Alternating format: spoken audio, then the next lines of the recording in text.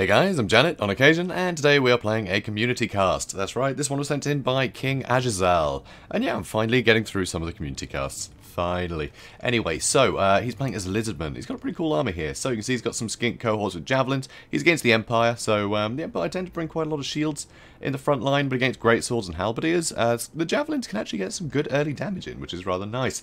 And also, they're just skink cohorts, you know, at the end of the day. Their stats are identical to the skink cohorts. They're still nice and quick, and quite scrappy. So some other skink cohorts knocking around. He has some temple guard, some elite anti-armor and anti-large, which is very useful indeed. They can go toe-to-toe with basically anything that the Empire can field, which is rather nice.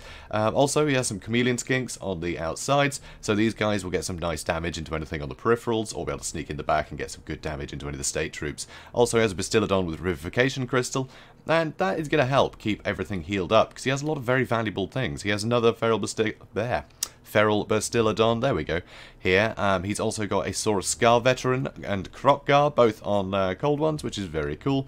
He also has some Cold One Spear Riders, some anti-large, and he also has a Skink Priest of Beasts. So Skink Priest of Beasts has Transformation of Kadon to basically just get a Manticore out of the floor. I don't know how that happens, but it does, so don't worry about it. Also, Flock of Doom to attack people with birds. Always love attacking people with birds. It's always good fun.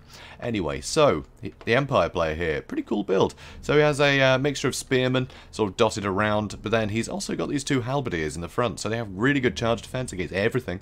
So that's very nice, and they're armor piercing and anti-large. So against the big dinosaurs, they can do some good damage, and they can hold fairly well, because without that charge bonus, they can hold out a lot longer than a lot of other units. So it's not too bad, but they do have no shields and only 30 armor, so the javelins will get some work done if they're targeted on top of those. He also has a light wizard to pin things down, because you don't want dinosaurs running rampant, you want to be able to control them a bit. So light wizard, very useful for that.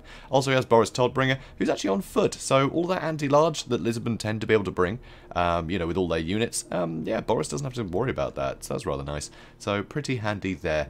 But the backline is the most terrifying. He has a unit of handgunners, a unit of silver bullets, he has another unit of handgunners, and he has actually two crossbowmen. You rarely see crossbowmen, but actually, against a lot of Lizardmen forces, a lot of Lizardmen units don't have a lot of armor, so the crossbowmen will actually get some good damage in. They're fairly cheap, and frankly, you know, even if you are shooting at armored targets, combined with everything else, it's going to whittle things down pretty well.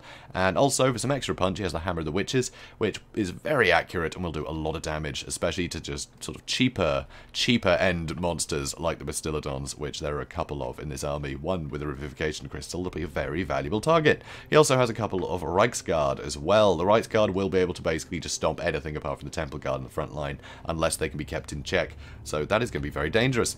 So, speeding things up, you can see immediately the Hammer of the Witches is aiming for the Revivification Crystal, which is good. The quicker you can get rid of that, the better, because that healing is going to be more and more useful as the battles go on. So, he wants to take that out straight away, and the Hammer of the Witches is the perfect tool for that. So, he's rearranging some of his units, trying to make sure he has more of his guns in the center so he can gun things down, you know, one at a time, which is very, very scary indeed. So, crossbowmen start to fire, and you can see, oh, and handgunners. That's actually all handgunners, my bad. Anyway, some good damage into the skink cohorts now. You can see the javelins getting some initial damage into the halberdiers, which is rather nice. But they barely got through a lot of their ammunition, and now the other skink cohort have come in. So, they're kind of blocking a lot of the fire there, unfortunately. So here you can see a transformation of Kadon is being used, so Manticore will be summoned out of the ground here. And that Feral Manticore will be great for pinning down some of these ranged units. Getting into the back and mucking these guys up will be key to winning this, because letting these guys continue to fire is very, very dangerous. But the Empire player is right on it, knows that just one volley will rampage him, and now he's stuck fighting spearmen.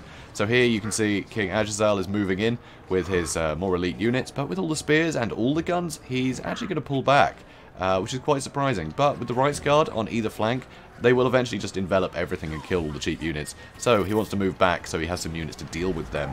But it does mean that they have taken a lot of fire, sort of unnecessarily there. But it is worth changing, you know, and adapting if you have to. And it looks like he needed to there. So, this Bastiladon, he's next in line to get gunned down, which is a real pity. But here, really nice Flock of Doom, hitting 4 units. Very nice indeed, and that's going to do some good damage. It's going to help whittle them down, so when you charge in later, you can capitalise more. But the Bastiladon is having a terrible, terrible time. That is not good. But these Temple Guard have managed to catch out the Rice Guard, which is brilliant.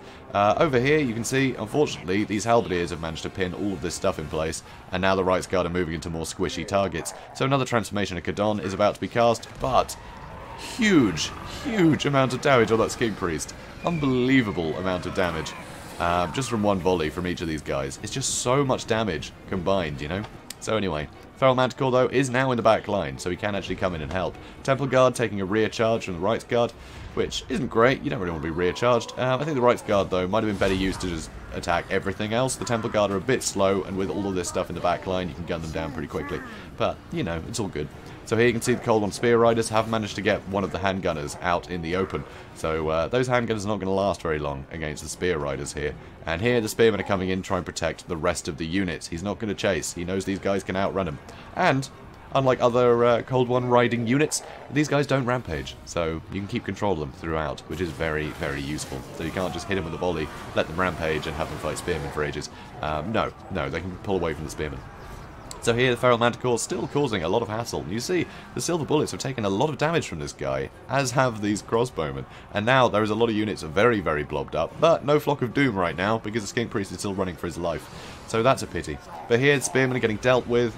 These Temple Guards are going to be able to move through soon. These Temple Guards barely touch. We'll be able to get through these guys eventually. Feral Bastillodon is coming back in again, which is definitely useful. And now the Saurus Scar Veteran is coming for the Hammer of the Witches, which, with its last volley there, just smashes that Feral Manticore pretty horribly. That was a bit of a pickle. Anyway, so Cold One Spear Riders charging in, getting that cannon offline is going to be very useful, because frankly it means that anything that is routed and is coming back, even if it gets healed up by a cold-blooded or something, you can shoot at it again before it can come back in, so it denies people that value. So Hammer of the Witches, definitely something you want to get rid of, and he's got rid of it pretty well.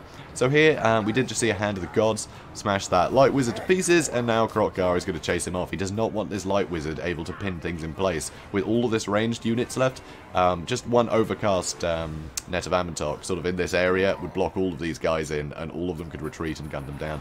And you don't want that. So a load of skinks are returning to the fight, but there's still some pretty, well, not healthy Rice Guard, but there's still some Rice Guard running around trying to deal with these guys. So, you know, they're not off scot-free yet. So Skink Priest is coming back now. Here, Krokgar's used the swiftness of Ajizal to try and give himself some extra speed. He's also trying to put up his vigor, just so he can catch this Light Wizard. But it looks like the Light Wizard is going to get chased off the boundaries, and Krokgar can come back into the action. So now all the Temple Guard have managed to muck up this area completely, and all of the ranged units are in a lot of trouble. So looking pretty good for the Lizardmen all of a sudden. It was looking very bad for quite a while there. Boris still basically untouched. Of course he does regenerate, and he wasn't really fighting anything that could really have the DPS to get over that regeneration. But he will be near his healing cap, you know, nearer his healing cap than he was. So all the skinks have managed to gang up on this Rights Guard and finish him off. So suddenly there are a lot of quite tattered units, but there's a lot of extra units that can start chasing down any units that are returning for the Empire. So the Bastillodon has been chased off, which is a shame for the Bastillodon. He's just going to take... Oh no, these guys are taking more gunfire. So it looks like the Bastillodon is getting off scot-free. Maybe. We'll see. He has 18 health. I'm amazed he hasn't been finished off. I doubt he'll come back, honestly. I mean, 18 health, but nope, he got caught. Yeah, there he goes. Oh, poor guy. Anyway, all these Temple Guards, they're having a whale of a time. There's nothing really that can deal with them in this blob anymore, honestly. You need the guns to get rid of the Temple Guards. They're just too sturdy. They are too good here. I mean, Boris will get some good damage in. Big Flock of Doom on everything. But, you know, these Spearmen don't really have any tools to really deal with the Temple Guard. I mean, the Halberdiers do have the anti-armor, but again, they don't have the best melee attack, and they do attack quite slowly, so the Temple Guard is still going to win out here. So I think the Temple Guard have kind of got this blob sorted, and now a load of rear charges by everything. A lot of these units are going to start breaking, and the Temple Guard can focus on one thing at a time. I mean, look at this. Everything is breaking. Back here, Krokgar is trying to keep all of this stuff in the back busy, because he can't keep everything busy, but he's going to keep trying. He's getting shot point blank, so he's going to go and attack. So it's not looking good for those handgunners either. So more skinks coming in, but the crossbowmen are actually putting down some brilliant support fire, just aiming for all the cheaper units, able just to rout them, you know, do enough damage to get them to run off again. Now the Rights Guard have put the initial damage in, so they're causing quite a nuisance, which is pretty impressive. So it is good to see that. Crossbowmen, rarely used. So Chameleon Skinks returning. Over here we've got some Cold One Spear Riders, only 6 of them, but they're returning. Another Flock of Doom, it's going to help whittle down this infantry even more. And the Temple Guard, they're doing pretty well here. You know, are getting a little bit injured by Boris mostly. I'm pretty sure Boris is really the one carrying the Empire here at this point. He's the only one that can really deal with things like the Temple Guard. He's the only one hitting hard enough. But there are a lot of Temple Guard left, and everything else is starting to get overwhelmed by all these returning skinks, and a lot of other units are getting broken by Krokgar as he goes from one to the next. So it's not looking great for the Empire here. Another Hand of the Gods, aiming for Boris, completely misses, but does hit the... Wow, that just goes a mile, doesn't it? Anyway, Swiftness of Itzel, again, just blowing stuff up, always good fun. And Krokgar is getting into all of these units. So, another Flock of Doom hitting these guys, which is very nice. Just spamming Flock of Doom. I love doing that with Skink Priested Beasts. It is very cool. I do love Flock of Doom, especially when things get blobbed up like this. Often things will get blobbed up around the Lizardmen, because the Lizardmen, a lot of the time, the last things left alive are the fairly... I don't know, not the most mobile units, honestly, so you end up with a lot of stuff getting blobbed up at the end, and Flock of Doom is really useful there to whittle things down. It's very nice. So here, once again, the Hammer of the Witch is trying to come back in, but he can't get anywhere near the cannons, so he's going to shatter, which is a bit of a pity. And here, Boris has actually been broken, just getting ganged up on by the two, you know, the Lord and Hero. He can't deal with that. There's just no way he can deal with that. And things are starting to break more and more. Everything is wavering around here, with Boris fleeing. More units are coming in. Some Halberdiers are returning, but they're never going to make it to the front line before all of these ranged units are gobbled up. So here you can see Krokgar going straight for the handgunners. So that is not good, and he does cause fear. There's nothing left that causes terror, I don't think, but a lot of stuff causing fear is going to help break these units quicker.